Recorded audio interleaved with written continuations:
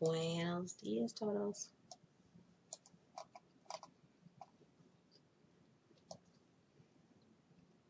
It's time to wake up with your girl.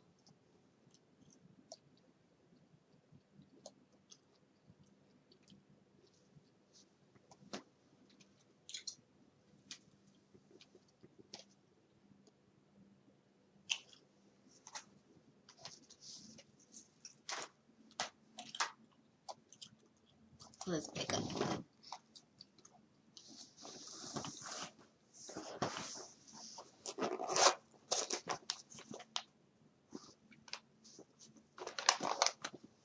I'm up if you can't tell. I ain't where I want to be up, but I'll get there. I feel good though. I gotta remember to say good things and expect good things, or good things can come my way.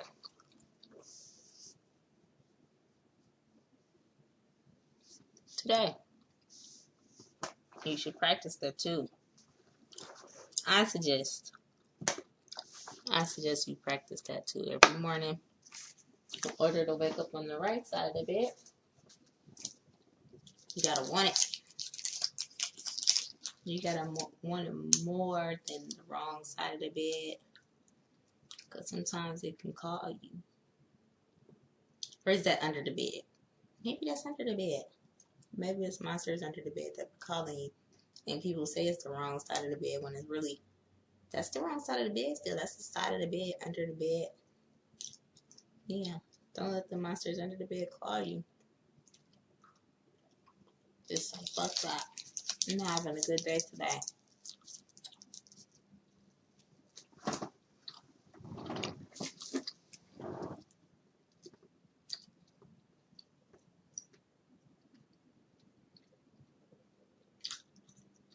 You could even say,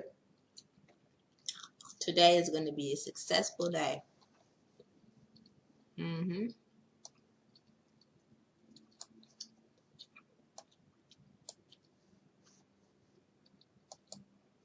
I think I was doing too much this morning. My computer cut off. In the middle of my cooking show. My friend's cooking show. He was making some muffins. A breakfast muffin. And I wanted to see it. And then my computer froze on me. I had music going. I had the lights going. I had the weed going. I was ready. I was feeling good. And all of a sudden, the party was just over. Oh, computer froze.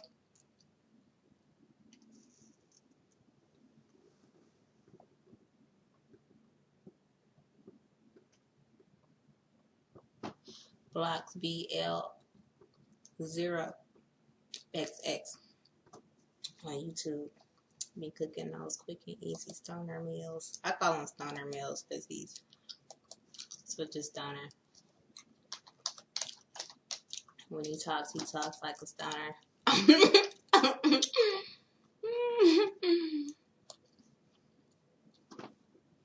And they stoner meals. Like, stoners don't be having a house full of kids and shit. Or a whole bunch of motherfuckers to cook for and having dinner parties and shit. We need something fast and something good. When you get the munchies, you ain't finna go fuck with Paula Deen.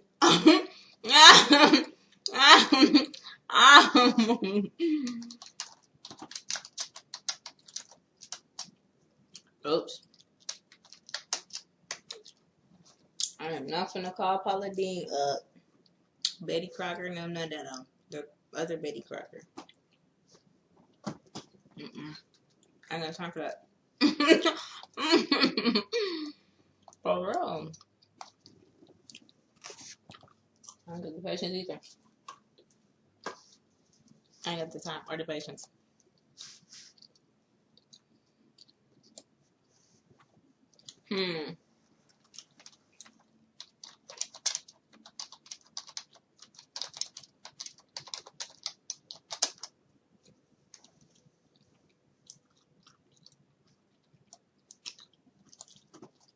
You know, gum keep me from having dry mouth. If you have enough gum anyway.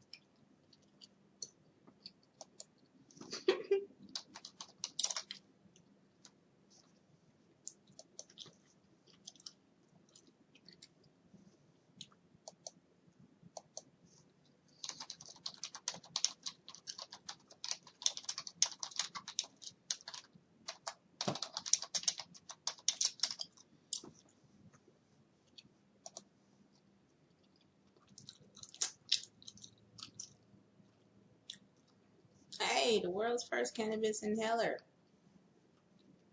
Too bad I can't take shit off Facebook and put it on YouTube. It's a video. It should be on Herb. Maybe it's on Herb's site on YouTube.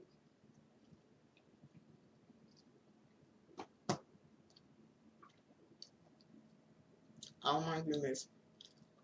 Oh my goodness. This crazy ass girl from North Korea escaped. And they said her story is going to shock you.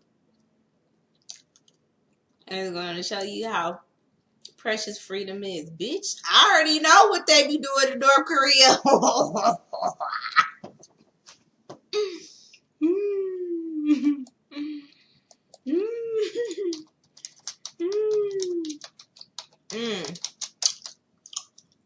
You ain't smoking not an ounce of weed in motherfucking North Korea, bitch. You ain't doing nothing in North Korea. And I mean nothing. Christians think they got it bad. North Koreans be on extra lock. Prisoners ain't got it bad as the motherfuckers in North Korea got it. This bitch escaped. I always wonder, like, how do they feel? Like, don't they even want to try? No. This bitch tried to escape. She really did it. And she alive. I'm proud of her. I want to watch that video. It's on Earth.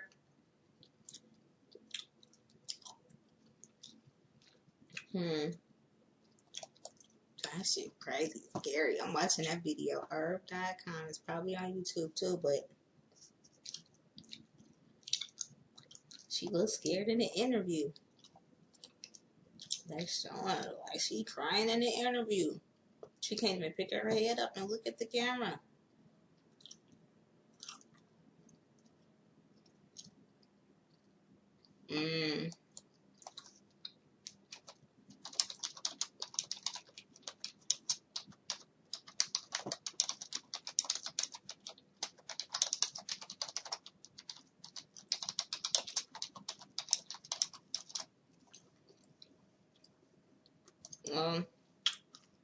I'm looking at let's see what the 6 random things you probably don't know about THC are.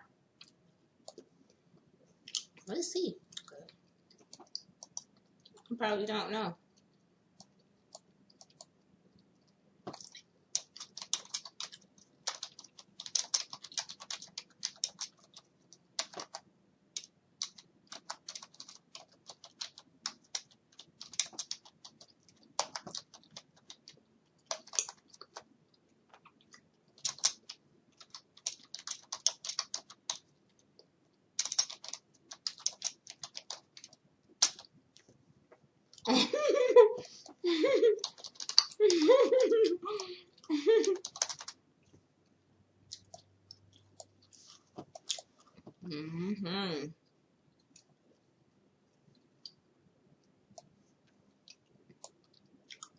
That bitch gonna have her own movie though.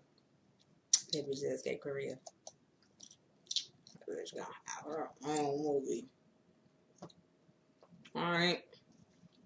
It says to start with, there are many fascinating things to know about THC. tetrahydrocannabinol. Cannabinol. Man, the primary psychoactive in cannabis. Much of the mainstream conversation revolves around whether or not THC is safe to consume. These conversations often miss highlighting some of the odd and unique characteristics of this plant molecule. For all of the cannabis enthusiasts out there, here are 6 random things you should know about THC. Number 1, shit, this shocked the fuck out of me. If any of this shit is true, I'm shocked. Already. Number 1, THC is fat. Did you know that THC is a lipid?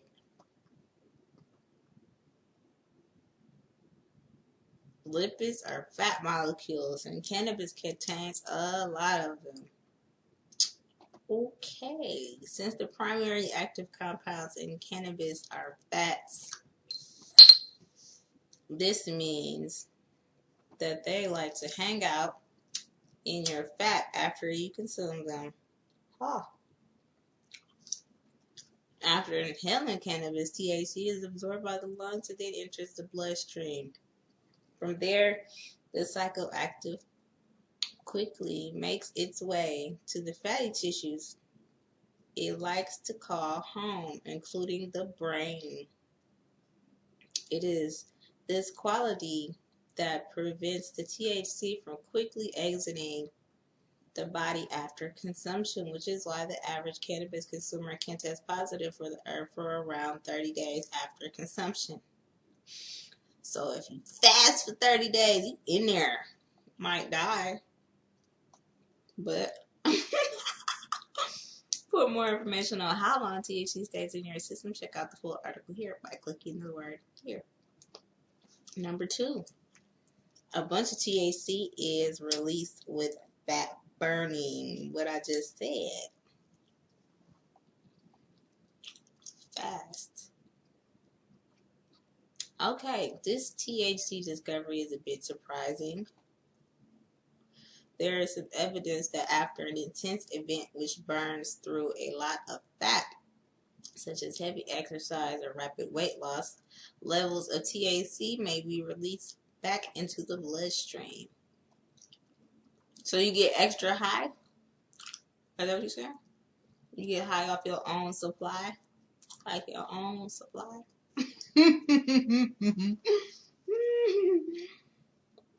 Don't crack me up. There are some reports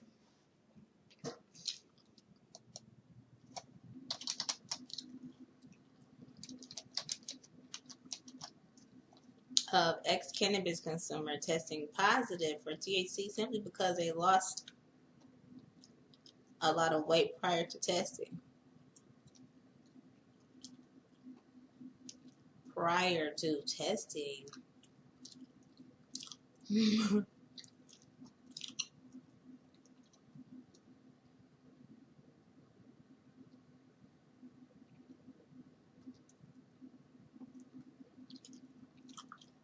I don't get it. Maybe because it was in his bloodstream instead of in his fat. Oh, so if you quit,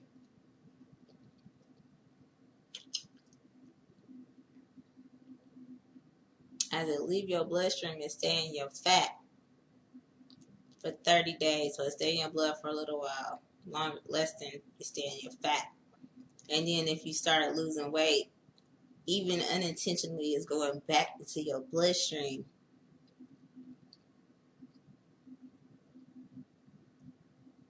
Weird.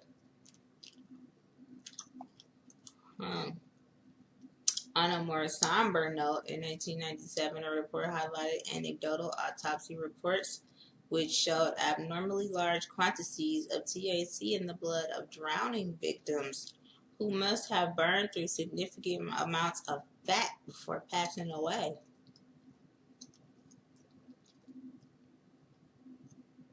Oh.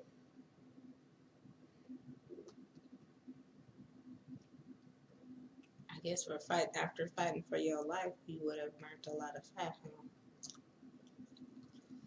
Anyway, other research suggests that something as simple as 25 to 35 minutes of exercise in a cannabis consumer can elevate blood plasma levels of THC. Interestingly, one study shows that the larger a participant's BMI, the more THC could be detected after exercise. That's what I was thinking too. This is crazy. Number 3. Most THC comes out in your poop.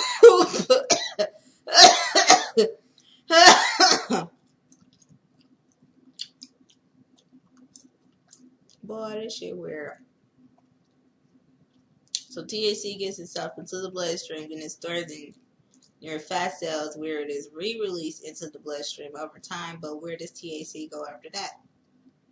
While it's possible for a heavy cannabis consumer to test positive for cannabis metabolites in a urine test for up to 77 days after abstaining from the herb, most THC and THC metabolites are excreted in bowel movements. In fact, it is estimated that more than 65% of THC consumed is excreted in the feces, whereas only 20% is excreted in the urine. Huh. Many people hoping to fake a drug test take advantage of this fact by consuming fruit pectin, a natural fruit fiber that theoretically forces more THC out through the stool rather than in the urine or blood. However, there is no data on just how effective this method is in actuality.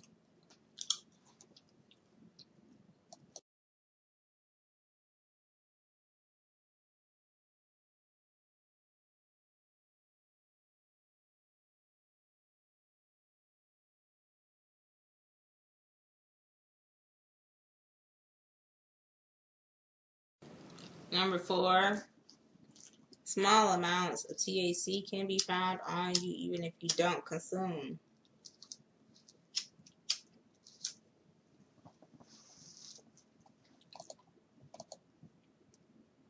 Interestingly, there may be a lot of THC floating around out there that you don't even know about. Trace amounts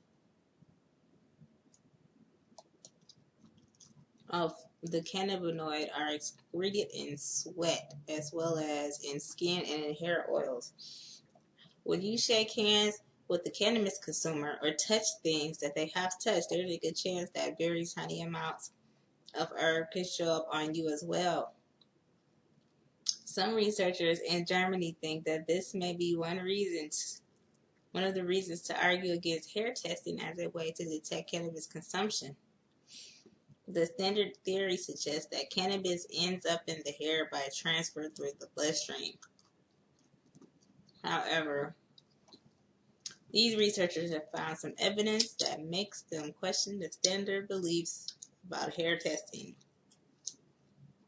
In a tiny 2015 study for just 2 people, researchers tested hair growth during a time that each participant was given a controlled dose of a synthetic THC. Hair grows at a fairly consistent rate in most people, meaning that each centimeter of hair provides a snapshot into your daily habits. After being treated with THC for 30 days, the researchers tested the participants' hair. Surprisingly, they did not detect much of the stuff. Even more surprising, when the researchers tested hair from a time the participants did not consume cannabis, compounds from the plant were present.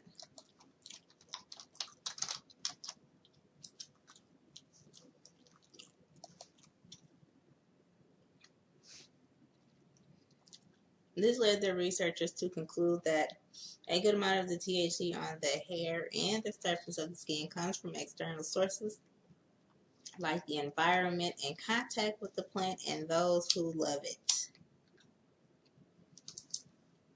Number 5.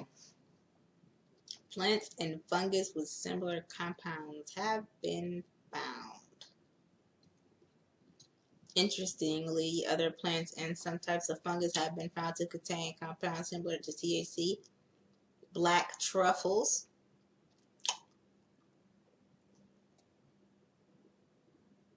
Oh, yeah. Oh, I knew it was something about these fuck ass truffles. People were spending all this damn money for all this damn time on growing black truffle delicacies that can sell for $800 or more. Man, the fucking time though.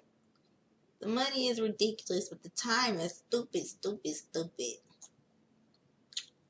Have enzymes needed to create anandamide. I think I said that right. We had that problem before. The same THC-like compound that humans produce naturally. Japanese and New Zealand liverwort, which are non-flowering plants, also have been found to contain compounds with similar actions to THC. These compounds are, I'm not gonna even go there. No, not today. Not today. Something and something acid. I'm gonna leave it like that. Y'all want to pronounce that long ass unnecessary word. That unnecessarily long ass word. And the next word that's spelled similar to, y'all can do that on your own time. I don't want to be doing this right now. I'm trying to smoke. Fuck. While the psychoactivity of these plants is questionable, this stupid big word seems to activate the same cellular pathways that THC does, according to research. You can check that out if you want to. Researchers have also genetically engineered yeast that can produce the enzymes that create THC. Since the cannabis plant is illegal, this yeast might be a way for scientists to legally create natural THC that can be used for large-scale production of medicines. However, this research is still in its early stage. Leave it alone. Leave it the fuck alone. Please, please, please leave it the fuck alone. The fake THC. The GMO weed. Leave it the fuck alone. Please. Nobody got time for this shit. Don't nobody got time for this. Paying extra so y'all can fuck our shit up, and then the only way to get it clean is to pay that extra. Fuck our shit up, or we're gonna have to pay extra for y'all to stop fucking it up. Stupid. Just stop fucking with shit. Science needs to just leave some things alone. Science and God should just or science and Mother Nature should just stay separate. I really believe that. Like, we want to be cyborgs all together. Like, all the time people want to be cyborgs. They want to, combine computers with humans. Just stop. No, just stop. It's pissing me off. Number 6, last but not least. They need to quit doing this shit. THC taps into our natural bliss pathway. Have you ever wondered why consuming cannabis feels so good? It do feel good. Well, THC just so happens to tap into our body's natural bliss control. As mentioned above, THC replaces a compound called AEA. They shortened it up for me. This one word in the body. The word Ananda, which is part of the first word, is Sanskrit for bliss, making anandamide our natural bliss molecule. Okay. So they hooked me up. Both THC and anandamide bind to the same location on the cells. As it turns out, THC latches onto these cell sites for a little longer than anandamide, which is perhaps why the cannabinoid seems to have such a strong effect on the mind and body. Anandamide was only discovered relatively recently, and there is still much to learn about the molecule's role in the body. However, a few interesting tidbits about the compound are known. Anandamide helps maintain mood, tells you when you're hungry, is partly responsible for that feel-good high after exercise, and has many other key functions in the body. Sounds familiar. A certain few who have won the genetic lottery have genes which hinder the breakdown of AEA. This may make these lucky folk naturally a little more chill and less anxious than the unfortunate majority without the needed gene mutations. I can believe that. I can believe that.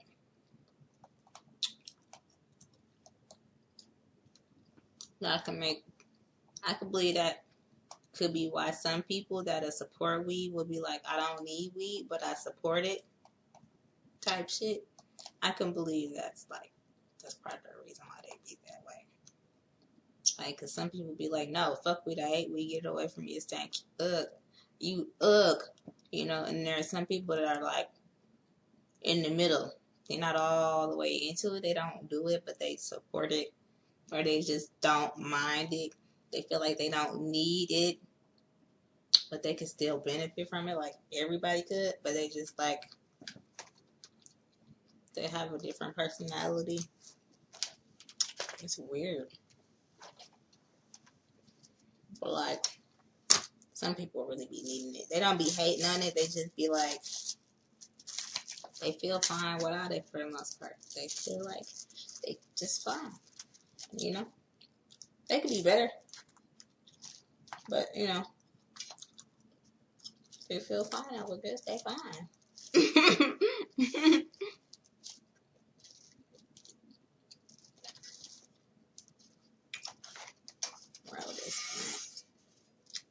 What you smoking on? You never told me. Blue cheese? Very white? What was it? Gorilla Glue?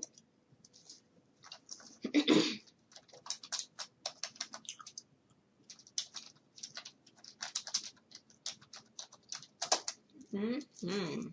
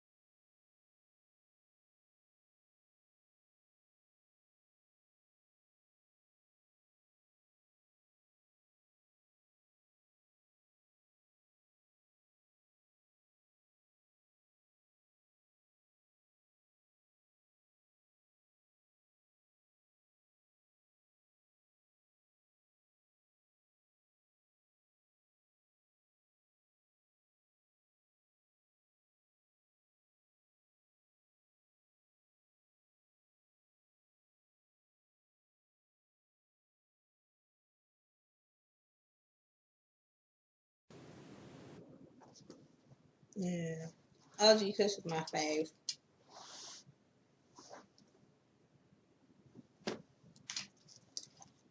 Always have been. Always will be.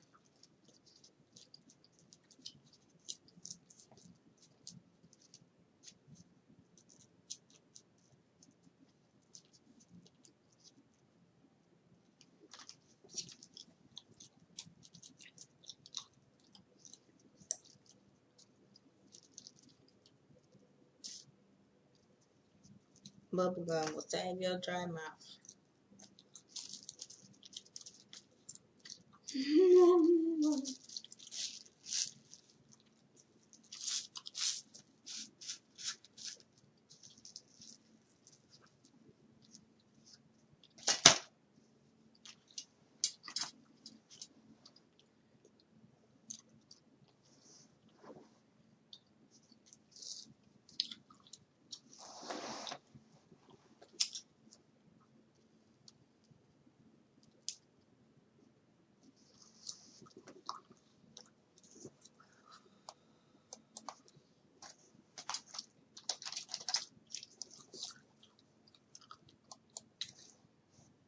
Put that on Facebook, Twitter, and Google Plus.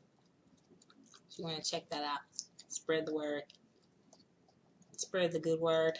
I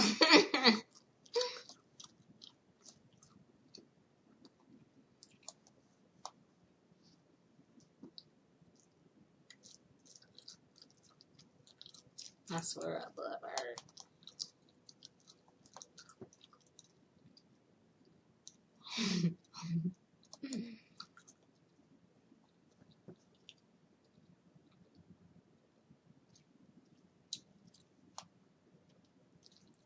Ten times weed has literally saved your life.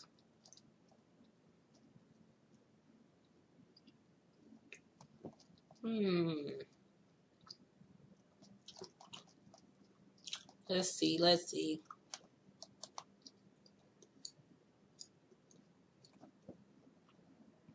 When has weed not saved your life? Although you can't whip out your bud every place you go, some situations are easier to deal with while high. From attending a family function to getting through your shift at work, here are 10 times weed saved the day. Number 1. When your parents surprise you with a birthday party that only a 5-year-old could love. Oh, shit.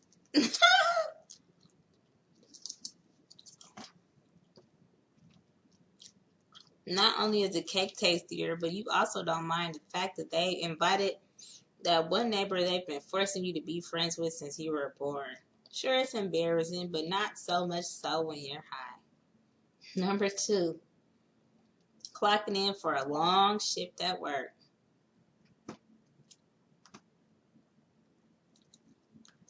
Sure, you may not be all there, but at least you're enjoying yourself. Hell yeah, man. Hell yeah.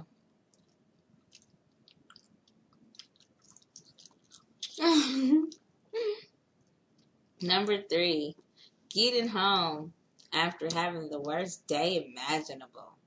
Thanks to that blunt that awaits you after a long day, you managed to make it through another day of adulting.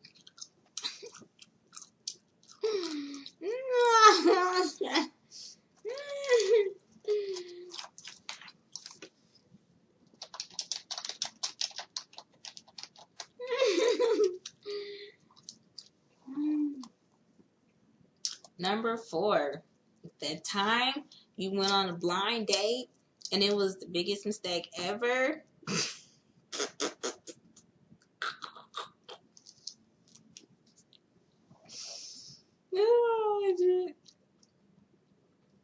Blind dates are awkward. So to avoid the humiliation, you might get high first. This way, you deal with any weirdo that sit next to you. Hell to the nah.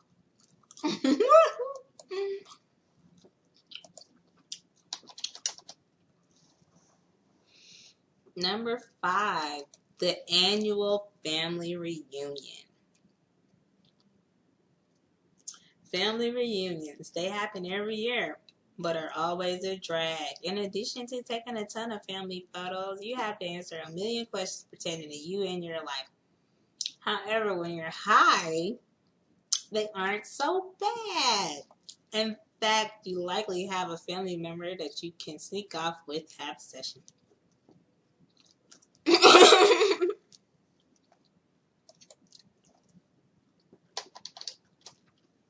Awful. Number 6, when you lost your friend at a party. Oh, wow. It's unfortunate to get lost at some strange party where you know absolutely no one.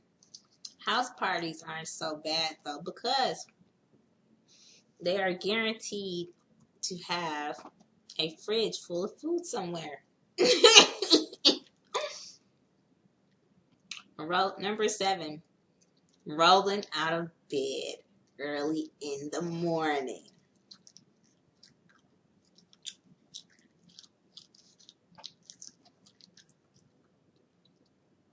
The kids aren't dressed and your husband can't find his socks. Well, down.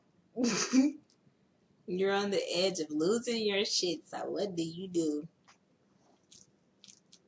You spark a joint, pour up a cup of coffee, and tune out the madness surrounding you.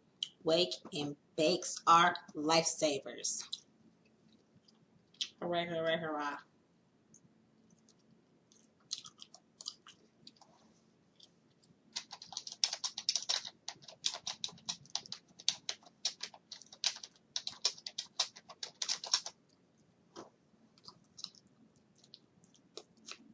Number 8,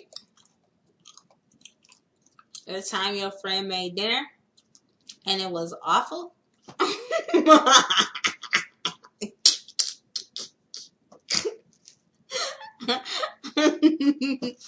Y'all gotta see these pictures too. These pictures are hilarious. It just gives you much more to laugh at when you read it like that, and then you see the picture like if somebody reacted to this shit too. It's just funny. It's funnier. You're high, so the food isn't as bad as it could be. If it weren't for the weed, you'd probably be puking. Why do you eat that shit then? Like, why don't you just be like, tell the truth? The truth hurts, but you motherfucking heal. Okay? My stomach might not. Number 9. When you thought twice about hitting the gym. Oh, this picture. This is awesome. This is so fucking me. She got a weight in her hand and a joint in her mouth. I told everybody this shit all the time. I cannot work out without weed. I smoke during my workout. I smoke before my workout, and I smoke after my workout. No bullshit, because if I don't smoke during my workout, I'll forget to breathe.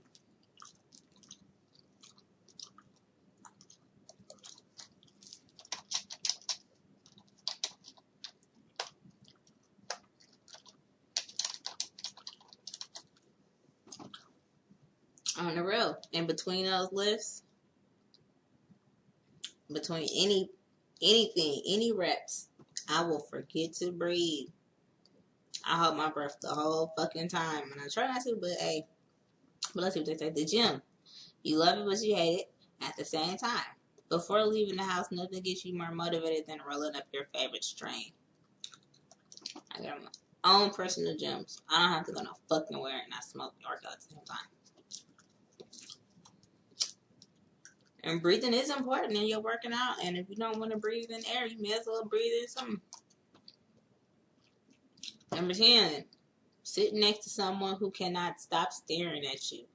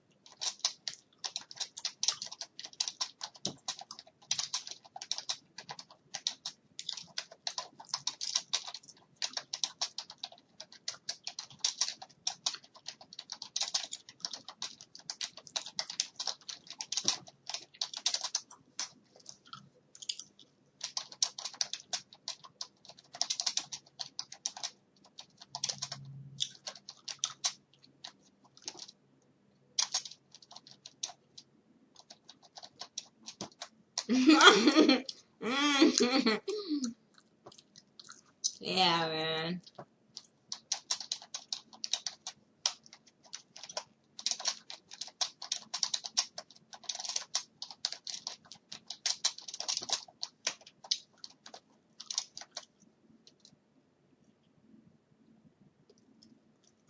Yeah.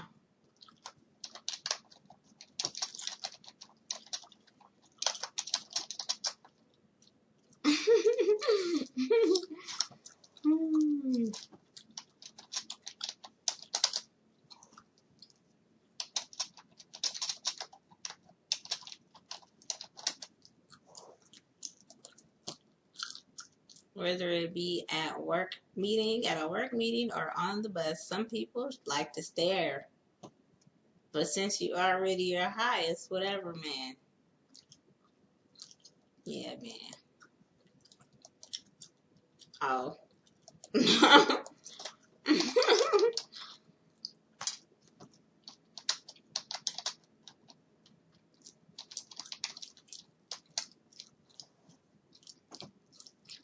So, yeah, man. People do be staring like, I don't get that shit. I don't get that shit.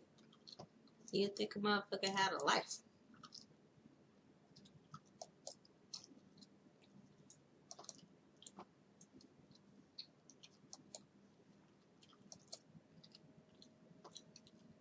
It's just hard to shake sometimes because you feel that shit. And it's like somebody poking you, keep poking you, keep poking you, keep poking you. And it's just like, you want to say, stop fucking staring at me. But that just seems like it's going to make it worse. Like, it's going to make you feel worse. It's going to have to make you jump out your motherfucking zone. I'm already high.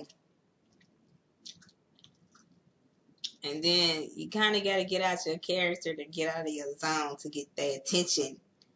And then if it don't work and they still staring at you even worse because you said anything, it's like,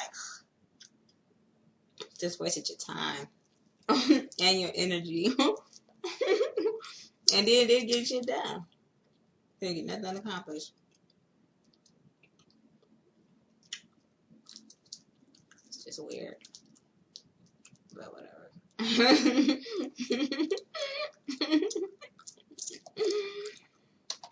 Anyway, thank you all for waking up with me.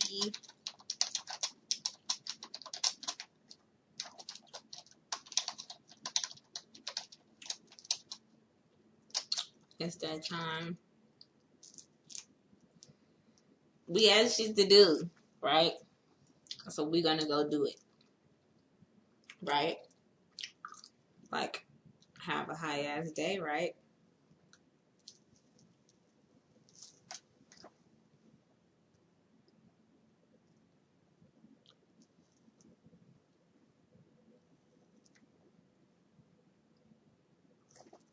All right. That was a Alabama Kush Kiss.